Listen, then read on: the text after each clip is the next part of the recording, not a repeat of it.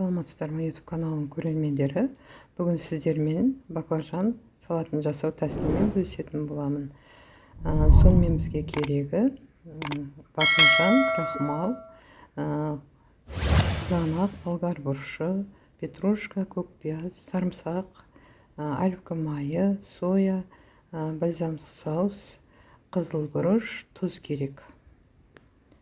Бірінші баклажанымыздың қабығын алып, үрлеу етіп кесіп, 15-20 минутқа тұз суға салып қоямыз.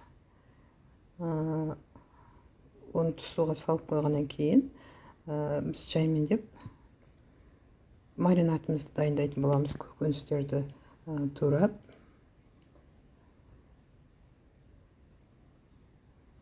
міне осылай су құйып қоямыз. Енді көкөністерімізді турай бастаймыз.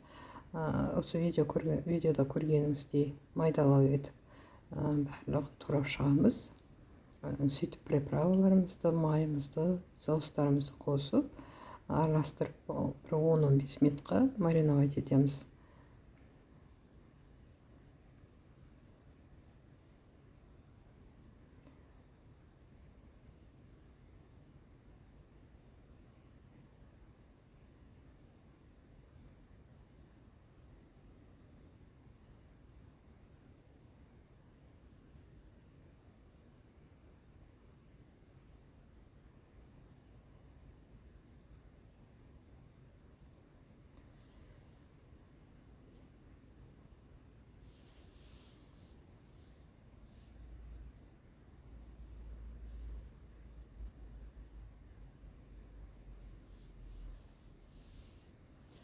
Міне көкөністерімізді, сарымсағымызды бәрін жақсылап турап аламыз. Осының үстіне қызыл бұрышымызды, тұзымызды, бұл жерде айтылып кетпепті, ащы сіңказдың ащысында қосып араластырдым кішкене. Жаңа сіздерге көрсетуді ұмытып кетіппін. Соя соусын, бальзамдық соусты, оливка майын бәрін араластырып 15 минутқа маринадтаймыз бұны. Біз оға дейін жақсылап судан сығып аламыз баклажанымызды.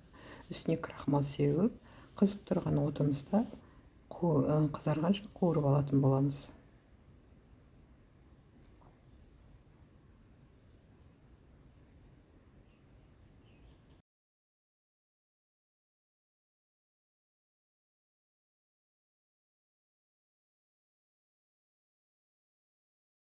Баклажанымызды жақсылап қызартып қуырып алдық. Енді үлкен ыдысымызға салып, маринадталып дайын тұрған көкөнісімізді үстіне салып, сервировка жасайтын боламыз. Үстіне күнжіт себеміз. Міне біздің салатымыз дайын болды. Сіздермен бірге болған Лейла. Видеоның соңына дейін көрген болсаңыз, лайк басып, комментарий жазып, тіркеліп отырыңыздар каналға.